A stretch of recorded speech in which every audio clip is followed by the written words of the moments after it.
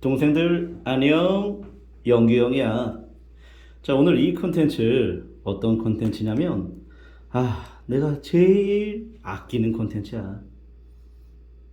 공무원 시험 강의, 한국사 강의 9년의 노하우를 다 집대성했어. 현장 학생들에게만 시험 직전에 알려주는 정말 나만의 최고의 엑기스 노하우야. 근데 이거 유튜브에 풀려고 하는 건데 아 이거 좀 아까워. 진짜 아까워. 이거 공짜로 풀긴 정말 아까워. 그러니까 정말 도움이 된 사람들은 꼭 댓글 달아줘야 돼. 알겠지? 자, 제목 이렇게 할게. 공무원 한국사 문제풀이 스킬.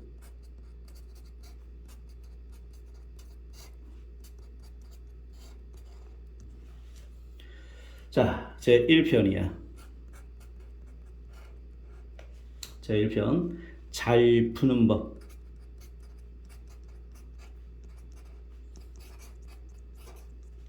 자, 공무원 항사 문제풀이 스킬은 두 편으로 준비했어. 1편은 잘 푸는 법, 2편은 잘 찍는 법이야. 사실 잘 푸는 법이 훨씬 더 중요하겠지. 잘 풀어내고 정답을 많이 맞춰내야겠지. 잘 찍는 법은 그건 2편 때 다루도록 할게. 공무원 항사 한 문제 싸움이야. 맞아? 한 문제 싸움 맞아? 뭐 대여섯 문제 더 맞춰가지고 넉넉하게 합격하면 되는 거 아니야? 그런데 현장에서 내가 경험해본 바로는 그런 학생이 많지가 않아. 결국에는 한 문제 때문에 붙고 한 문제 때문에 떨어지는 학생이 정말 많아. 그래서 그 한 문제 싸움에서 이길 수 있도록 잘 푸는 법, 문제 풀 때 어떻게 차분하게 문제를 풀어야 될 것인가, 어떠한 방식으로 문제를 풀어낼 것인가, 그 노하우를 다 풀어볼게. 자, 기출을 근거로 해서 얘기할 거야. 그냥 내 뇌피셜이 아니야. 다 근거가 있는 얘기를 해볼까 해. 근데 잠깐만, 요 빨간 요 상자 자랑 좀 한번 해보려고. 저 빨간 상자 뭐냐면 빠밤, 언박싱은 아니고 학생이 선물해 준 거 한번 열어봤어. 자세히 보면 이렇게 써 있어. 이야, 프로페셔널 영 큐튜버. 이렇게 합격생이, 특히 수석한 학생, 그 학생이 이렇게 선물해 준 거였어. 아주 의미 있지? 그래서 이 펜 한번 써보려고. 이 펜으로 문제 한번 풀어볼게. 그러면 그 좋은 기운이 우리 유튜브 보는 친구들한테도 영향을 미치지 않을까? 자, 요걸로 한번 써보려고. 처음 써보는 거야. 자, 그러면 문제풀이 스킬 1. 자, 잘 푸는 법 첫 번째. 두둥. 자, 첫 번째는 경우의 수가 나오는 선지가 있어. 옳은 것 같기도 하고 틀린 것 같기도 하고. 그것보다는 빼박을 골라야 돼. 빼박을 골라야 돼. 빼박을 골라야 돼. 경우의 수가 있다는 것은 확실하지 않다는 거잖아. 확실하지 않는 것에 승부를 걸지 말아야 돼. 답이 될 수밖에 없는, 빼도 박도 못하는 그런 선지를 정답으로 갈 때에 정답이 될 가능성이 훨씬 높아. 그리고 지금 내가 얘기하는 거는 전제가 하나가 있어. 100%는 아니야. 100%는 아니고 정답률을 최대한 끌어올리는, 정답이 될 가능성을 최대한 높이는 그런 노하우라 볼 수 있겠어? 알겠지? 자, 그러면 첫 번째 경우의 수 한번 확인해 볼게. 경우의 수보다는 빼박을 찾아라. 자, 이 문제 한번 봐봐봐. 이 문제가 되겠네. 자, 보여? 2020년 국가직 9급 문제인데 요 3번 한번 풀어볼게. 3번. 자, 3번 보면은 조선 전기의 문화를 다루고 있어. 어우야담이라고 하는 책도 나왔고, 유서로 불리는 백과사전이 널리 편찬됐다는 내용도 나왔고, 동문선이 있다는 내용도 나왔고, 시사가 나왔어. 우리 알지? 시사는 확실히 조선 후기잖아. 이거는 조선 후기니까 이거는 틀렸고, 1, 2, 3번에서 백과사전도 대체적으로 조선 후기 때 유행하지 않았나? 지봉유설이 대표적인 예지. 그래서 이것도 날리고. 그럼 1번하고 3번 중에 답이 될 텐데 1번 어유야담은 솔직히 말하면 익숙한 그러한 책은 아니야. 그래서 이거는 조선 전기일 수도 있고 후기일 수도 있는 거야. 맞지? 그런데 말이야. 동문선은 자 15세기 성종 때 서거정이 주도했지. 서거정이 주도해서 우리 역대의 문학을 다 집대성했던 독자성, 자주성을 보이는 거 맞잖아. 확실히 조선전기 성종 때의 동문선이 편찬된 거잖아. 이거는 빼박이잖아. 그치? 그러면 답이 3번 되는 거야. 알겠지? 이런 형태 문제가 또 있는데 이 문제 엄청 어려웠던 문제인데 한번 20번 문제 한번 해볼게. 자, 이 문제도 2020년 국가직 9급 문제였어. 자, 한번 풀어보자. 자, 다음 자료가 발표된 이후의 사실에 해당하지 않는 거야. 자, 그런데 쭉 보면 바로 일본의 선전포고를 하고 있어. 일본에, 그치? 그래서 일본이 선전포고 했던 것 바로 대한민국 임시정부가 1941년에 일본이 선전포고를 했었지. 그치? 그 내용이야. 그러면 41년 이후의 사실이 아닌 걸 골라야 돼. 자, 먼저 한국광복군이 김원봉이 이끄는 조선이용대 병력 통합했다라고 되어 있는데 김원봉의 조선이용대가 들어온 건 42년이었어. 영국군의 요청에 따라서 인도 미얀마 전선 한국광복군이 파견되었다. 바로 이건 43년 이후가 되겠고 조선독립동맹이 만들어진 것도 42년이야. 조선의용군 조직, 임시정부 김구를 주석으로 했고 그리고 대한민국 건국강령을 제정했다. 이게 41년인데 봐봐. 41년 이후의 상황으로 1, 2, 3번은 확실히 맞잖아. 근데 4번은 요 대일 선전포고 전일 수도 있고 후일 수도 있는 거잖아. 경우의 수가 있는 거잖아. 요거는. 그치? 그러면은 41년 전일 수도 있고 후일 수도 있지만 나머지 선지가 다 후가 되니까 이것이 답이 되겠다. 라고 해서 답을 4번으로 가는 거지. 미리 말하면 한 달 차이야. 한 달 차이로 대한민국 건국강령이 41년 11월이었고 대일 선전포고가 12월이었거든. 근데 그런 것까지는 너무 디테일하잖아. 여기서는 자 빼박을 찾는 거야. 41년, 자 42년 이후 1, 2, 3번은 다 이유가 되는 거잖아. 그러니까 이것은 다 확실히 빼박이고 4번은 경우의 수가 있기 때문에 답을 4번으로 가는 거지. 옳지 않은 거 고르는 거니까. 자 이런 식으로 해서 정리해보면 어때? 경우의 수보다는 빼박을 찾아라. 이거 정말 중요한 내용이야. 그렇지? 문제 푸는 과정에서 자 어렵다 하더라도 경우의 수가 반드시 나오거든. 선지 하나 옳은 설명인지 틀린 설명인지 헷갈릴 때 반드시 나오거든. 그럴 때일수록 확실히 정답이 될 수밖에 없는 빼박을 찾아야 돼. 알겠지? 빼박. 오케이. 자 이렇게 첫 번째 스킬 얘기했고 자 이제 두 번째 스킬 가볼게. 자 두 번째 스킬 두둥. 자, 두 번째 스킬은 말이야. 자, 이 얘기를 좀 해볼게. 자, 두 번째 스킬은 자, 펜이 여기 있다. 자료가 어려울 때가 나오거든. 한국사에서는 자료가 어려울 때 해결법이야. 자료가 어려우면 갑자기 멘붕이 와. 그때 대처법이야.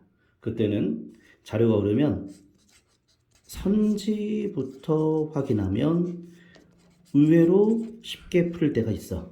알겠지? 자료가 어려우면 뭐부터 확인하라고? 선택지, 선지부터 확인하는 거야. 문제를 통해서 직접 그 사례를 알려줄게. 이거 참 내가 준비 많이 했지? 문제를 통해서 확인하는 것. 자, 1-2 자료가 어려우면 선지부터 확인하라. 문제 확인해 볼게. 자, 이 문제는 자, 15번 문제. 2019년 지방직 9급 문제였었어. 2019년 지방직 9급 문제. 좀 난도 있는 문제였어. 보면 다음과 같은 강령을 발표했던 조직을 물어보는 건데 자료가 쉽지 않아. 그렇지? 자, 그럴 경우에는 뭐 건국식이라는 표현도 나왔고 균등생활이라는 표현도 나왔고 규모가 큰 생산기관은 국유라는 표현도 나와 있는데 정확히 어떤 단체인지 잡히지 않아. 바로 선지부터 가는 거야. 이승만을 대통령, 이시정을 부통령. 이건 대한민국 정부지? 대한민국 정부.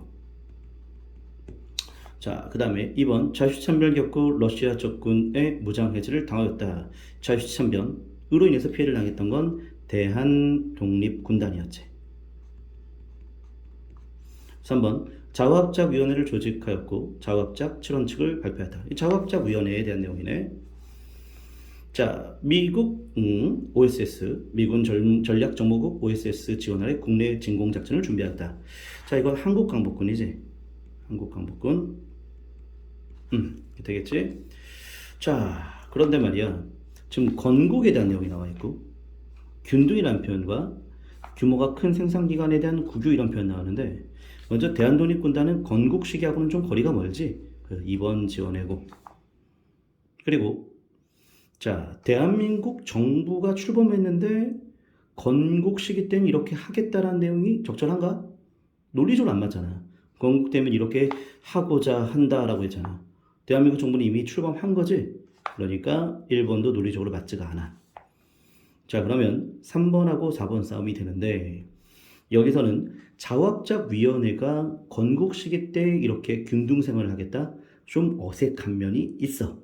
그런데 대한민국 임시정부는 건국 강령이라는 걸 발표해서 바로 삼균주의에 입각한 자, 그러한 정치, 경제, 교육의 균등을 강조했던 적이 있었지. 그래서 경제의 균등 차원에서 바로 규모가 컸던 생산기관을 국유로 한다. 그치? 이 내용이 바로 임시정부의 건국 강령에 반영이 되는 것이니까 바로 정답은 4번 되는 거야. 자, 삼균주의 그리고 건국, 균등 이런 말들이 임시정부 쪽에 더 가깝다고 접근해야 돼. 실제로 자화합작 운동에서도 자화합작 7원칙에 따르면 대생산기관에 대한 국유화에 대한 내용도 있긴 했었어. 근데 요 하나로만 잡으면 안 되고 나머지 것들을 근거로 잡아야 한다는 얘기지. 자, 자료 어려웠어. 근데 선지를 통해서 2개 지원할 수 있었잖아. 나머지 2개 싸움에서 승부 거는 거야. 알겠지? 자, 이렇게 해서 두 번째 스킬. 자료가 어려우면 선지부터 확인한다. 알겠지? 자료 때문에 너무나 시간을 많이 할애하게 되면 다른 문제 푸는 데 있어서 크게 손해가 되잖아. 그치? 그래서 문제 하나 때문에 꼬이면 안 돼. 자, 그러면은 세 번째 스킬 얘기해 볼게. 자, 세 번째 스킬은 말이야. 뭐냐면 발문의 조건 이것을 꼭 확인하면서 공부해야 돼. 발문의 조건을 꼭 확인하라. 알겠지? 꼭 확인해야 돼. 꼭. 발문의 조건을 대충 보면 안 되고 꼭 확인해 줘야 돼. 알겠지? 자, 관련된 문제 한번 확인해 볼게. 자, 어떤 문제였냐면 2020년 국가직 국어 문제였어. 최근 문제였어. 18번이야. 18번. 자, 쭉 보면 다음 법령이 실시된 기간에 있었던 사실. 국제 변역한 자 사유재산 부정하면 처벌하겠다는 건 어느 정도 한국사 공부하는 사람들은 많이 알아. 이게 치안유지법이라는 것을. 그리고 이 치안유지법이 25년에 만들어졌고, 자, 그 내용을 잘 알고 있을 거야. 그럼 25년과 관련된 내용이면 쭉 보면 경성제국대학이 24년이라고 자, 연표학습한 학생들은 뭐 확인할 수 있잖아. 그러면 치안유지법과 관련된 것 경성제대 아니야? 이렇게 하는 학생들이 있다는 거지. 그래서 이게 의외로 정답률이 꽤 낮았어. 자, 이 법령이 실시된 시기야? 이 법령이 제정된 시기야? 실시된 시기잖아. 실시된 기간. 그치? 이 법령이 제정되었을 때와 가장 가까운 시기라고 한다면 답이 2번 될 수 있어. 근데 법령이 실시된 기간에 대한 문제가 되기 때문에 25년부터 45년 사이를 골라야 되고 그래서 정답을 4번으로 가야 한다는 거지. 알겠지? 그래서 이런 문제 틀린 친구들은 맞췄는데 뭐야? 이런 생각이 드는 거야. 그래서 꼼꼼하게 이런 조건을 꼭 체크할 수 있어야 돼. 알겠지? 자, 그래서 세 번째 스킬. 자, 실수하지 않는 법이지. 이렇게 말씀드렸고. 자, 그 다음에 네 번째 스킬. 네 번째 스킬은 뭐였냐면 네 번째 뚜둥 예외를 부정하는 단정적 표현에 주의해야 돼. 예외를 부정하는 단정적인 표현을 썼다는 것은 뭔가 함정을 팠다. 출제자가 함정을 만들었다라고 생각할 가능성이 높아. 자, 이건 가능성의 여부야. 그래서 예외를 부정하는 단정적 표현은 꼭 답이 된다는 것이 아니라 유의하면서 풀어야 한다는 거야. 알겠지? 자, 관련된 문제 한번 풀어볼게. 자, 1-4인데 이거는 예전에 조금 자 기출 문제 치고는 조금 된 문제인데 다시 한번 풀어보자. 2014년 국가직 9급 문제였어. 자, 이 문제인데 예전에 내가 풀었던 문제인데 다시 한번 확인해 볼게. 자, 보면 고려시대 때의 귀족 양반과 일반 양민 사이에 중간계층 또는 중류층이라 불리는 신분층이 있는데 이 신분층에 대한 설명을 옳지 않은 것은 자, 보면 남반이 나왔어. 궁궐의 자비를 담당하는 내류직이라고 돼 있어. 내류직이 좀 익숙한 단어가 아니야. 하급장교들도 이 신분층에 포함되는 것으로 분류. 이건 확실히 맞지? 하급장교, 중간계층, 중류층 맞고. 서리는 중앙의 각사의 기록이나 문부의 관장 등 실무에 종사했다. 서리가 관청에 있는 하급관리 맞지? 이것도 확실히 맞아. 4번 향리에게는 양반으로 신분을 사수할 수 있는 길을 열어놓지 않았다. 고려잖아. 고려 때 향리 양반 될 수 있지. 열어놓지 않았다. 이런 표현 적절하지 않지?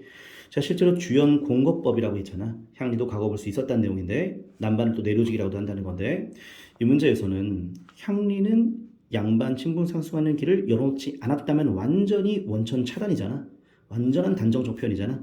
실제로 향리가 양반될 수 있는 길이 자 고려 때는 굉장히 많았지. 그래서 이런 놓지 않았다, 없었다, 뭐 이런 표현, 될 수 없다 이런 표현은 좀 주목해야 돼. 알겠지? 그 답을 4번으로 가면 되겠다.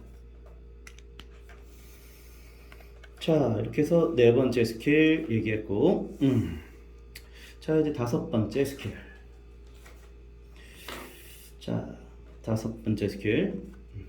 근데 그거 알아?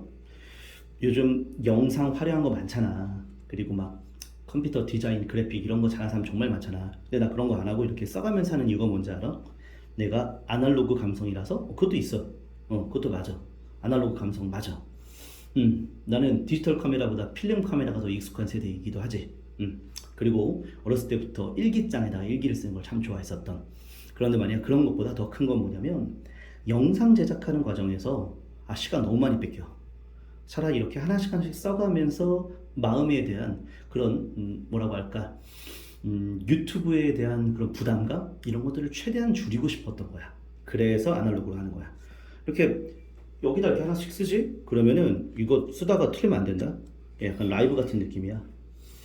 자, 다섯 번째 스킬은 경향성을 보이는 단어. 자, 여기 꼭 체크해야 돼. 경향성을 보이는 단어. 경향성을 보인다. 뭔가 증가했다, 감소했다, 역전되었다 이런 표현, 확대되었다 이런 표현들은 꼭 체크해야 돼. 한국사에서 굉장히 중요한 용어들이야. 경향성을 보이는 단어. 자, 이렇게 말로만 하면 이해 안 되니까 직접 확인해 봐야겠지? 2021년 국가직 9급 문제였어. 자, 확인해 보자. 자, 19번 문제였었는데 한번 확인해 볼게. 자, 19번 문제. 2021년 국가직 9급. 자, 바로 19번 문제인데 한번 확인해 볼게. 자, 보면 개항기 무역에 대한 설명을 옳지 않은 것은 학생들 꽤 많이 틀렸던 문제야. 자, 개항장에서 조선인 객주가 중개 활동을 펼쳤다. 개항기니까 개항초를 말하는 거지. 그때 개항장에서 조선인 객주가 중개 무역을 많이 했었어. 자, 조총무역장정 이렇게 줄여서 얘기하는데 청국에서의 수입액이 일본을 앞질렀다. 앞질렀으면 맞는 거고 앞지르지 않았다면 틀린 거고. 자, 좀 이따 보고. 3번 일본 상인은 면제품을 팔고 쇠가죽, 쌀, 콩 등을 구입했지. 조일통상장정 개정이 1883년이었지. 이때 방공용에 대한 규정이 내려졌기 때문에 곡물 수출이 금지되기도 하였다. 이런 표현들, 이런 표현에 주의해야 돼. 실제로 방공령이 내려져서 금지되기도 했지. 처리되긴 했지만 근데 학생들은 이거 금지 아닌 거 아닙니까? 이거 결국엔 처리됐으니까 곡물 수출이 결국에는 처리된 거 아닙니까? 금지가 처리된 거 아닙니까? 그런데 금지되기도 했고 결국에는 처리됐다. 이렇게 해석해야 되는 거야.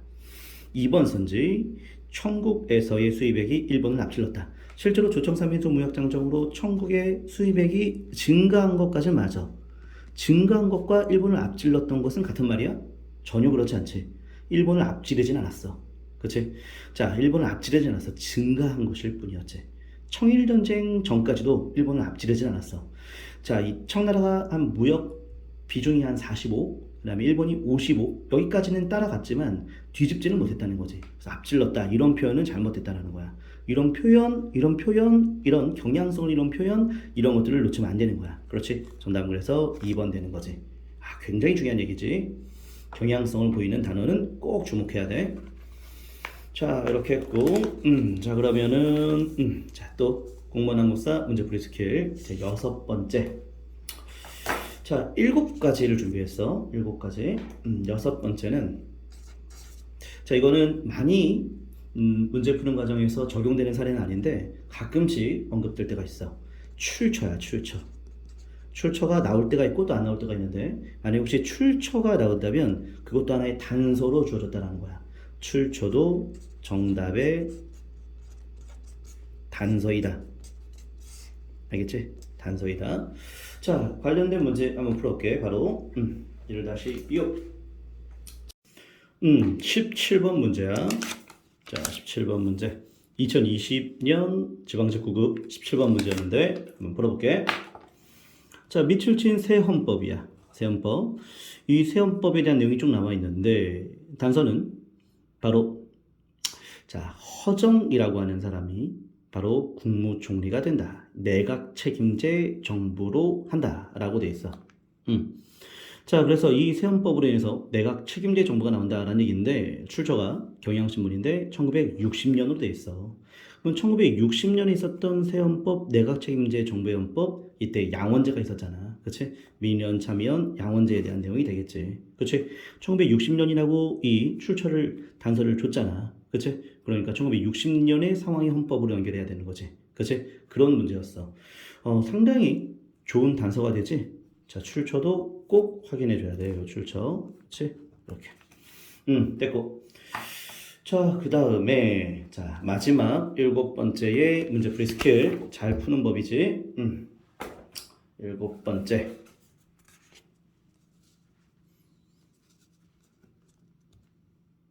뚜둥. 아, 이것도 나의 굉장히 소중한 노하우야. 바로 뭐냐면, 잠깐만.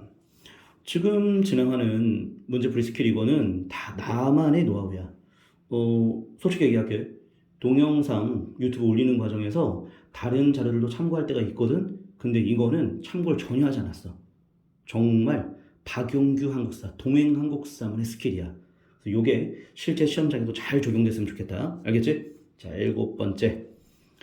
시대의 오류가, 자, 선지로 나올 때가 있고 개념상의 오류가 그 선지에 나올 수가 있어. 그럴 때는 어떻게 접근해야 될 것인가? 자, 이건 문제를 풀면서 얘기를 해줄게. 바로 1-7 시대 오류와 개념 오류를 구별할 때는 어떻게 접근해야 될 것인가? 뭔 얘기인지 잘 모를 거야. 근데 문제를 보면 알 거야. 그러니까 문제. 자, 297번. 그러니까 이제 2011년 지방직 9급이었어. 2011년 지방직 9급. 그렇지? 조금 된 문제야. 자, 그런데 봐봐. 우리나라 토기 및 도자기에 대한 얘기인데 신라 토기는 규산 성분이래. 또 유약을 만들지 않는 것이 원칙이었대.